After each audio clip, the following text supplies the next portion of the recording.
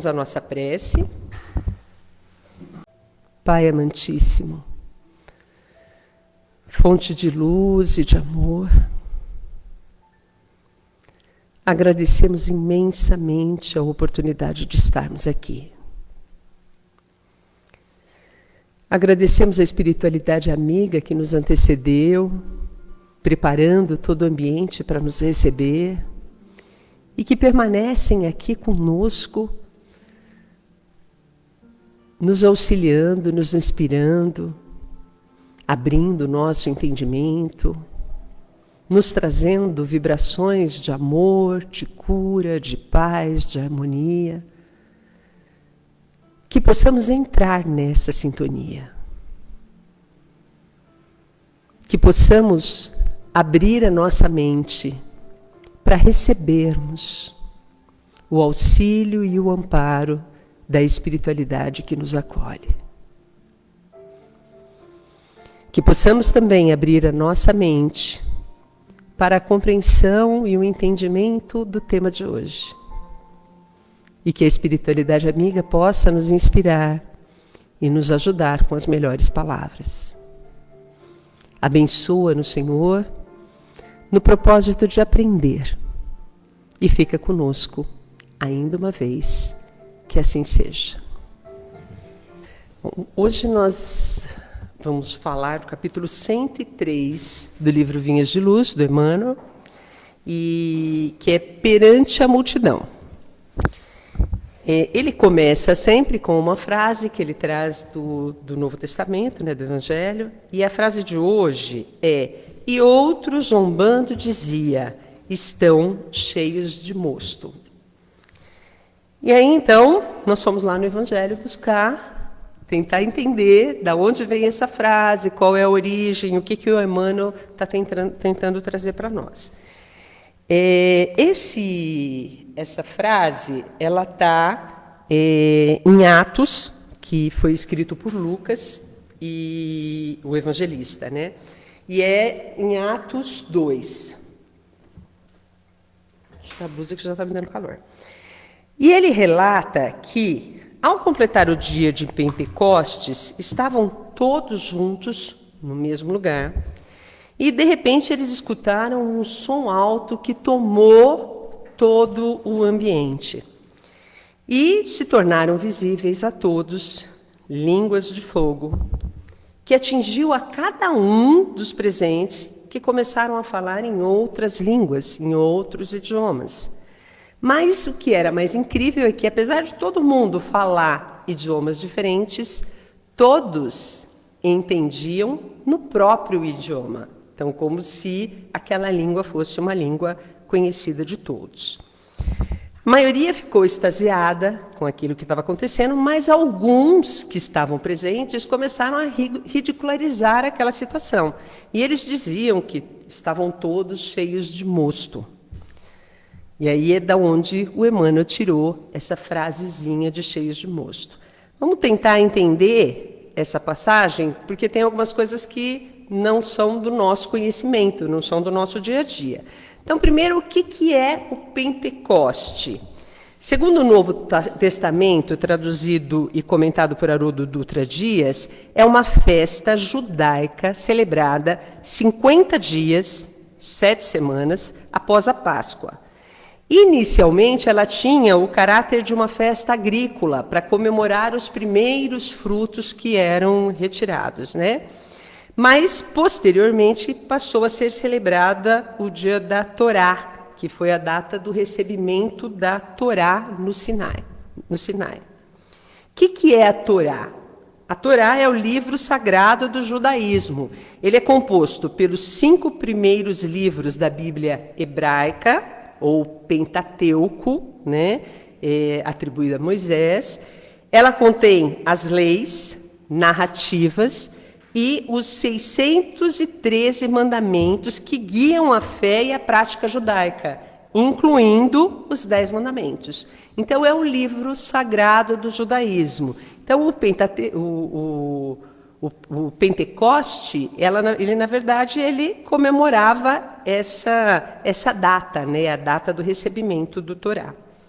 O mosto que ele cita nessa passagem ele tratava-se do sumo das uvas frescas. Eram uvas que ainda não tinham passado pelo processo de fermentação. Então, era um vinho novo, um vinho doce novo. E quando as pessoas falavam estão cheios de mosto, que na verdade era um vinho novo, era para dizer que as pessoas estavam embriagadas, que aquelas pessoas que estavam ali estavam bêbadas, que por isso que estavam todos falando daquele jeito e se comportando daquela forma, né? Na continuidade do texto bíblico, o que acontece? Pedro rebate aquela zombaria, ele então chama a atenção de todo mundo, dizendo que ninguém ali estava bêbado, porque afinal de contas era 9 horas da manhã. Como que podiam as pessoas às 9 horas da manhã estarem bêbadas, né? Então ele fala que era a 3ª hora do dia. A 3ª hora do dia era o equivalente a 9 horas da nossa manhã. E que aquilo que estava acontecendo, na verdade, era o cumprimento de uma profecia de Joel sobre o derramamento do Espírito Santo. Então ele explica, ele esclarece, e aí traz a vinda de Jesus e termina, relatando e chamando as pessoas para ficarem atentas aos ensinamentos que o Cristo havia trazido. Como a gente pode perceber pela narrativa, o que aconteceu naquele dia, foi, na verdade, uma grande manifestação mediúnica, um fenômeno coletivo, onde todas as pessoas que estavam ali presentes tiveram a oportunidade de presenciar esse fenômeno mediúnico. As línguas de fogo que são relatadas, na verdade, eram aparentemente uma visão de clarividência, muito claro, quer dizer, eram energias que as pessoas estavam vendo, através da clarividência. E o que aconteceu também foi a xenoglossia, que é a capacidade de falar uma língua estrangeira desconhecida, também muito comum na mediunidade. Tem muitos médiuns que têm essa capacidade. Chico Xavier tinha, Divaldo Franco também tinha.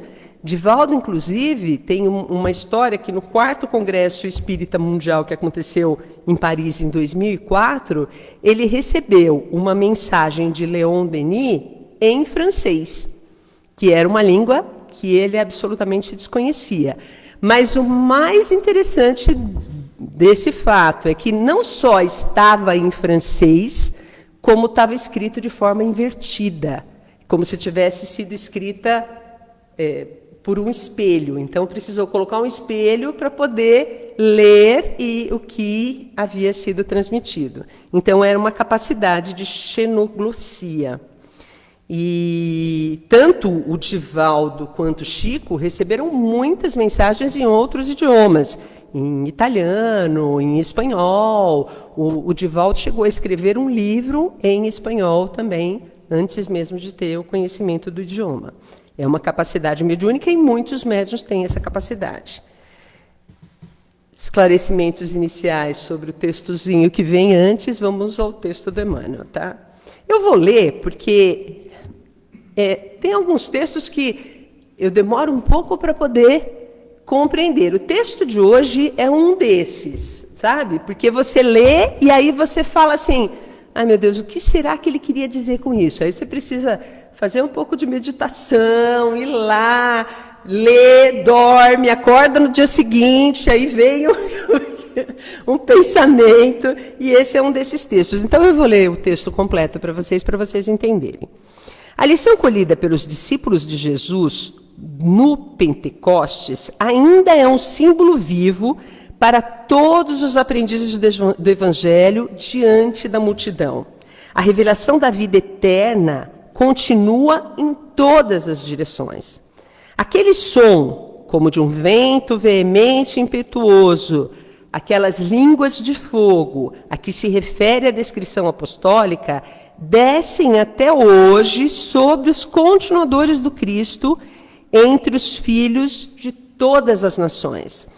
É interessante que quando ele fala em Atos, ele deixa bem claro que estavam presentes nesse encontro pessoas de todas as nações. Eles tinham uma simbologia que, se tivessem presente 12 pessoas de 12 tribos, né, daquela região, que toda a nação ou todo mundo estaria presente. Então, ele fala individualmente o nome de cada uma dessas tribos, e aí, então, é como se toda a nação, né, de todo o planeta estivesse presente ali naquele momento.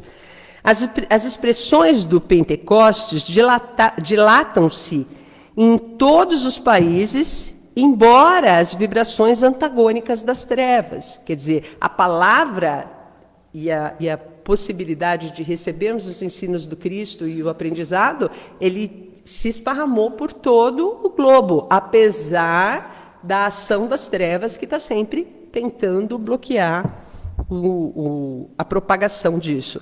Todavia, para milhares de ouvintes e observadores, apenas funcionam alguns raros apóstolos encarregados de perseverarem a divina luz.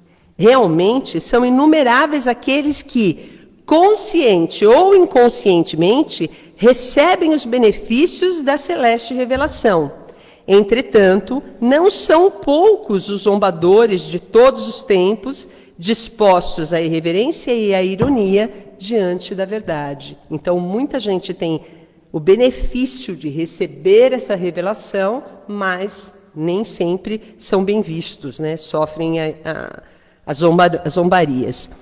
Para esses, os leais seguidores do Mestre estão embriagados de loucos, não compreendem a humildade que se consagra ao bem, a fraternidade que dá sem exigências descabidas e a fé que confia sempre, não obstante as tempestades.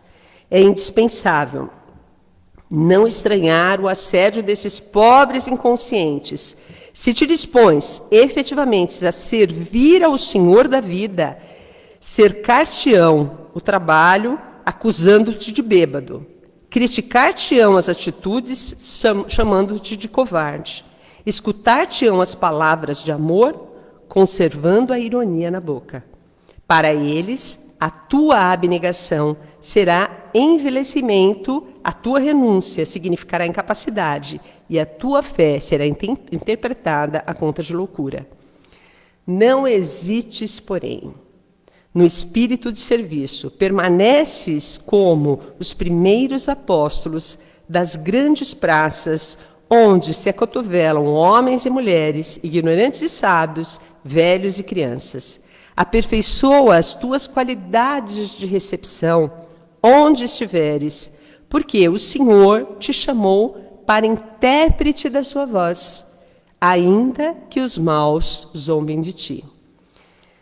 No meu entendimento, Emmanuel falava claramente para os médiuns e a seara espírita, da forma como ele coloca. Essa última frase, o que ele fala? Aperfeiçoa as tuas qualidades de recepção. Nós sabemos que todos somos médiuns e que cada um de nós, mesmo que não tenha uma mediunidade ostensiva, recebe a orientação do plano espiritual o tempo todo. Nós somos inspirados, né? Nós somos auxiliados, nós somos, às vezes, desviados de situações de perigo, né? Quanta coisa, às vezes você para pensar, você fala assim, nossa, né? Como que eu fui salva de uma situação como essa, às vezes por segundos, porque o tempo todo a gente recebe essas informações. A única coisa é que nem sempre nós estamos sintonizados com a espiritualidade amiga. Às vezes, a gente está meio desequilibrado e está recebendo as orientações do plano de espíritos menos esclarecidos, tá?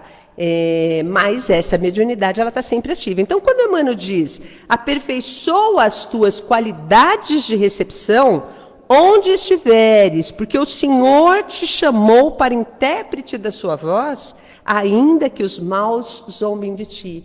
Então, é para que a gente esteja o tempo todo em boa sintonia, né? Para que a nossa mente possa estar sempre em harmonia, em equilíbrio com o bem, né? Com o belo, com o bom, né? Com boas ações, com boas atitudes, com bom comportamento. Então, se nós estivermos nessa sintonia, com certeza nós estaremos inspirados de forma adequada.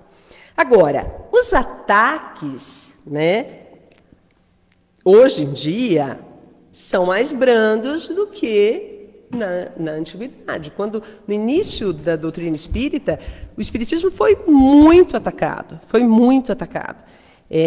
eles eram atacados de todos os lados, sofriam perseguição, né? Muitos eram internados como loucos em manicômios, e aí nós não temos nem uma noção do que foi essa batalha dos primeiros espíritas. A gente hoje chega, a casa está pronta, vamos dizer assim, né? A mensagem está aí, a gente tem onde pesquisar, a gente tem onde olhar, a gente tem uma obra infinita, muitos livros para poder fazer pesquisa, mas lá atrás a luta realmente foi difícil. Eu vou citar para vocês alguns exemplos dessa batalha, só para vocês terem uma ideia do que foi essa perseguição e de como sofreram os primeiros espíritas. No início da República, a prática do espiritismo foi associada a rituais de magia e curandeirismo, e o decreto número 847, de 11 de outubro de 1890, promulgou o Código Penal da República. Conforme expresso em seu artigo 157, dizia assim: é crime praticar o espiritismo, a magia e os seus sortilégios, usar de talismãs e cartomancias para despertar sentimentos de ódio ou amor, inculcar cura de moléstias curáveis ou incuráveis, enfim, para fascinar e subjugar a credulidade pública. Pena: prisão celular de 1 a 6 meses e multa. Então, os espíritas eram presos e ainda tinha que pagar multa, ficava preso e ainda tinha que pagar multa. Na época do Estado Novo, os profissionais formados pela Faculdade de Medicina do Rio de Janeiro, nós estamos falando da Faculdade de Medicina, consideravam o espiritismo como uma patologia contagiosa. O que falam esses médicos? O combate ao espiritismo deve ser igualado ao que se faz à sífilis, ao alcoolismo, aos entorpecentes, ópio, cocaína, etc., a tuberculose, a lepra, a verminoses, enfim, a todos os males que contribuem para o aniquilamento das energias vitais, físicas e psíquicas do nosso povo, da nossa raça em formação.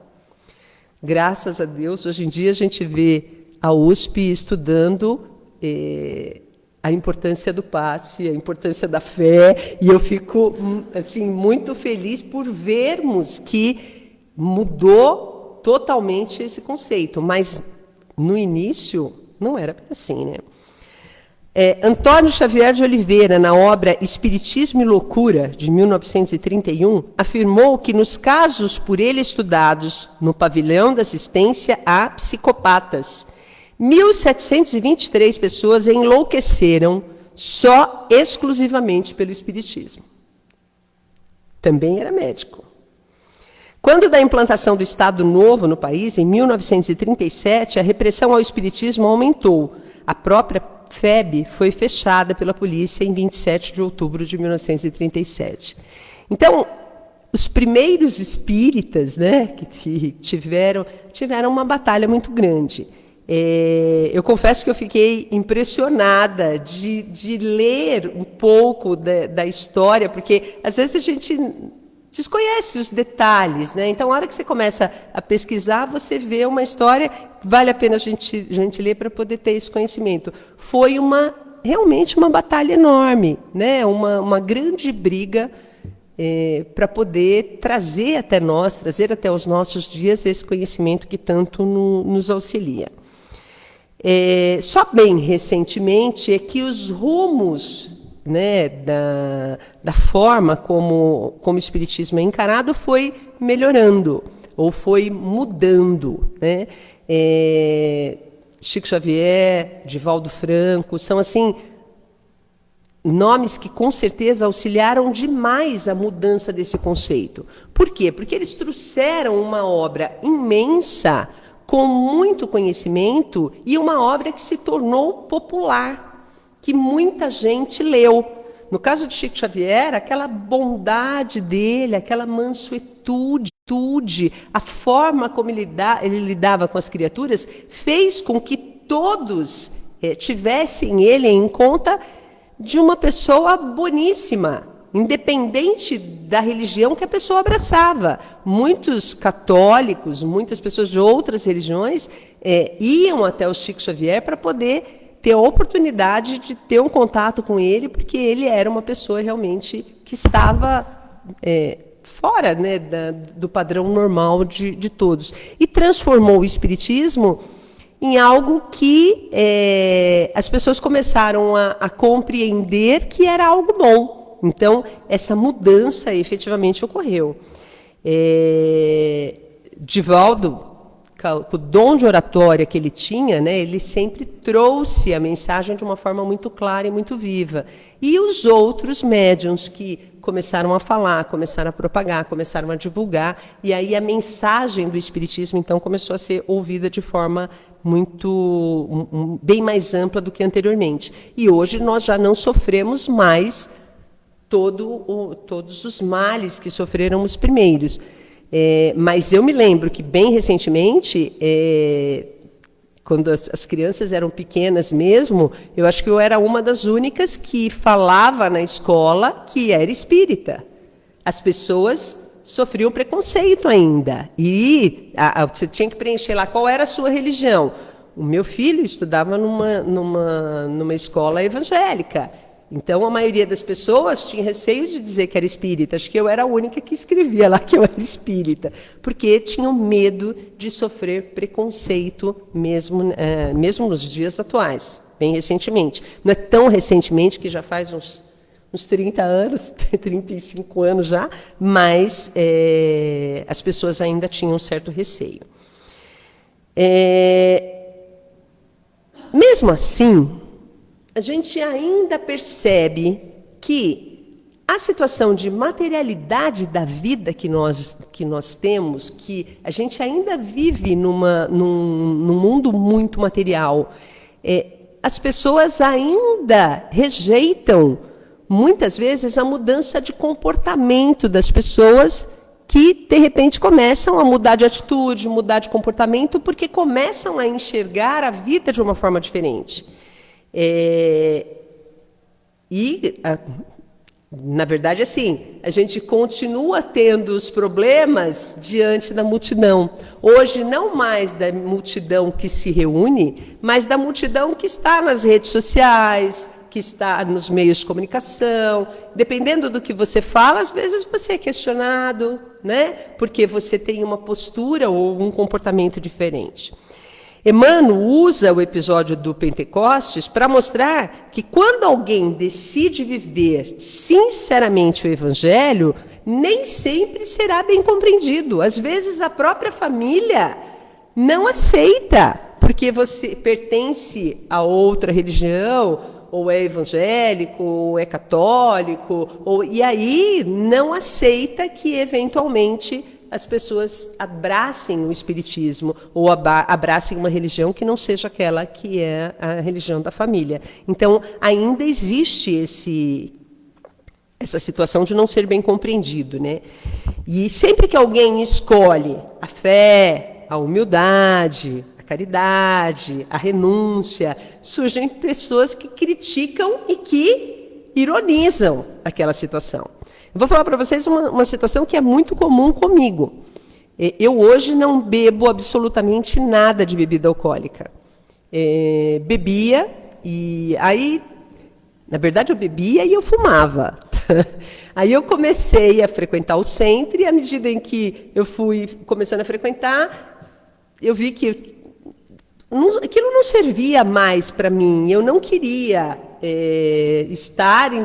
me sentindo bebê, e aí você ficar com a mente meia turva em função de algum... Então, eu falei, não, eu não vou beber mais. Eu já tinha um problema de alcoolismo na família, porque meu pai era alcoólatra, e aí tomei a decisão, eu parei de fumar primeiro, e depois eu parei de beber. Hoje, às vezes, eu chego num ambiente, numa festa, algum lugar, e agora já melhorou, porque a maioria das pessoas já sabe que eu não bebo. Mas, muitas vezes, você chega num ambiente em que as pessoas não te conhecem, você fala que você não bebe, fica todo mundo olhando para você como se você fosse um extraterrestre, né? Porque, como assim você não bebe? Mas nem uma tacinha de vinho? Nem uma tacinha de champanhe? Eu não bebo, eu não sinto necessidade, não vejo necessidade, mas o fato de eu ter mudado um comportamento que na multidão é normal, faz com que eu é que seja a estranha, né? Que não deveria ser o contrário, né? Mas eu sou julgada muitas vezes em função disso. Então, muitas vezes, a nossa bondade será vista como fraqueza. Porque você é bom, você é fraco, né? A nossa humildade pode ser chamada de covardia, que é isso que o Emmanuel fala. A nossa fé pode ser interpretada como loucura. Nossa, mas não para de falar daquilo, não para de falar da religião, não para de falar... A nossa renúncia será entendida como incapacidade, quando nós renunciamos a alguma coisa que nós julgamos que não vai nos fazer bem, as pessoas podem achar que nós somos incapazes de permanecer ou de continuar, e na verdade não é uma renúncia lógica. Isso não significa que nós estamos errados, nós só estamos enxergando a vida de outra forma.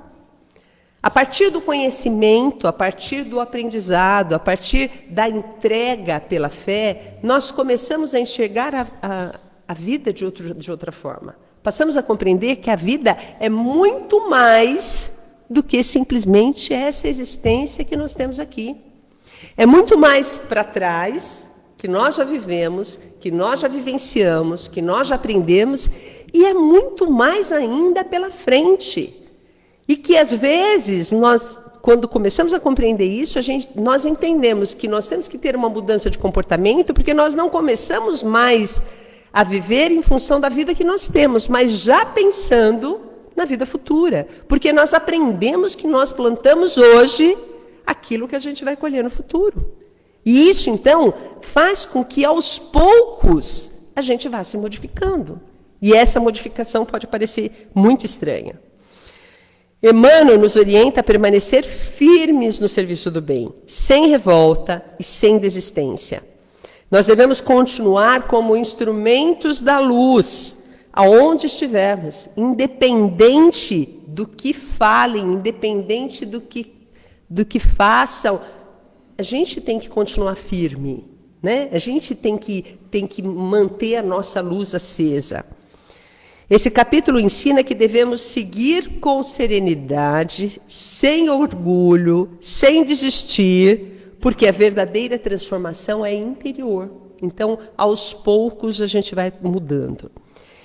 Com certeza, nós podemos seguir os exemplos de Chico Xavier. Chico Xavier, durante muitos anos, foi alvo de críticas, de zombarias, de julgamentos. Muitas pessoas diziam que ele era ingênuo, chamavam ele de louco.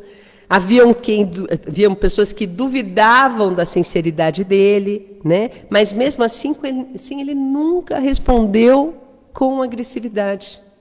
Ele ia tranquilamente, ele falava com tranquilidade, com calma, e continuava a jornada dele atendendo o necessitado, consolando as pessoas que estavam passando por sofrimento, né? Ele psicografava mensagens de conforto, ele dava direitos autorais dos livros deles para as obras beneficentes. Então, ele escolheu continuar servindo, independente daquilo que as pessoas falavam, independente da forma como ele era atacado, como era agressivo. Eu tenho certeza que a maioria de nós, à medida em que a gente começa a conhecer um pouquinho da doutrina, nós gostaríamos que todo mundo, todas as pessoas que estão à nossa volta, os nossos familiares, os nossos amigos, que eles também pudessem entender. E eu não sei se aconteceu com vocês, mas comigo, a hora que eu comecei dentro da doutrina espírita, a minha vontade era assim, que eu pudesse transmitir principalmente, por exemplo, para os meus filhos, por osmose, né? Olha, eu estou aprendendo isso, então vou chegar perto de você e vou transferir para você tudo que eu estou aprendendo.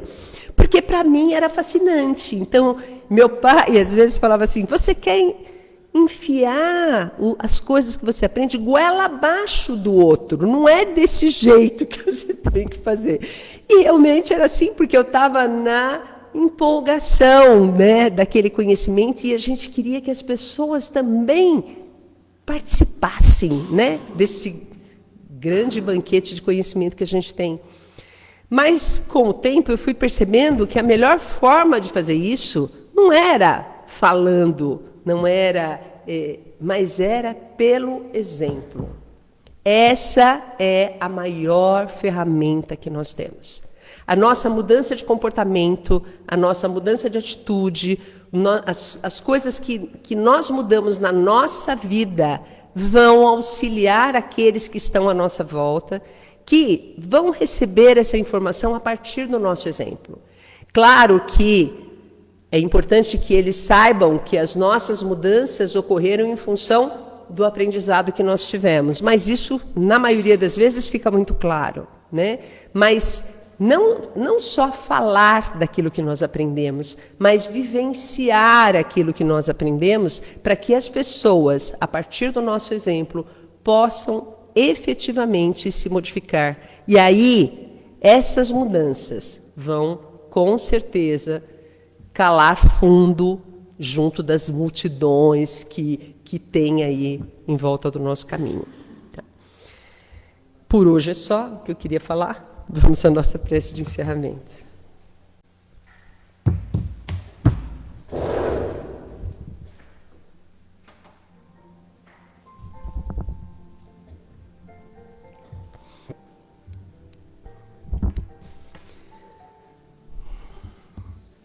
Agradecidos mais uma vez.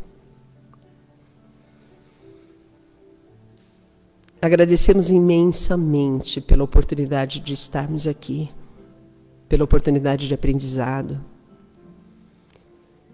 pela oportunidade de meditarmos um pouco sobre esse ensinamento. Conscientes de que as mudanças em nossas vidas são necessárias e que elas acontecem gradativamente, acontecem aos poucos, mas que quando acontecem, enchem o nosso coração e modificam as nossas vidas. Que essas mudanças possam se fazer visíveis a todos aqueles que estão à nossa volta. Que possamos levar esses ensinamentos através dos nossos exemplos, por onde passarmos, onde estivermos, nos nossos lares, nosso trabalho, com os nossos amigos.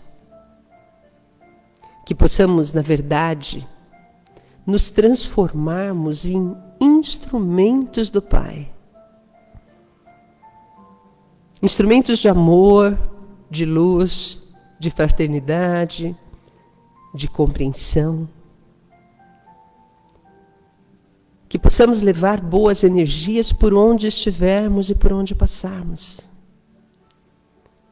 Que a luz da espiritualidade amiga que nos envolve aqui nesse momento possa ser levada para todos os lugares onde houver necessidade. Que possa ser levada àqueles que se encontram pelas ruas desamparados, aqueles que estão nos hospitais, doentes, aqueles que desencarnaram por esses dias e hoje, e aqueles que estão nascendo, chegando para essa nova vida. Que o nosso amor e as nossas boas vibrações possam ser levados a todos os que deixaram o nome nas nossas caixinhas de vibração, e possa ser levado a todos aqueles que sabemos que sofrem e que necessitam de boas vibrações para continuarem a sua jornada. Que possamos seguir levando essas boas vibrações por onde estivermos. Que o nosso coração possa se expandir numa imensa luz de amor e de paz, que envolva todo o nosso ambiente, a nossa rua, a nossa vila, nosso Brasil, mas que envolva também esse imenso planeta azul, com vibrações de amor e de paz para todos os povos, para todas as nações. Permaneça conosco, Senhor, durante toda a semana, durante todos os nossos dias, que sejamos uma luz a iluminar não só as nossas vidas, mas a vida de todos aqueles que estão à nossa volta. Abençoa-nos, Senhor, no propósito de servir e permaneça conosco, ainda uma vez. Que assim seja. Graças a Deus.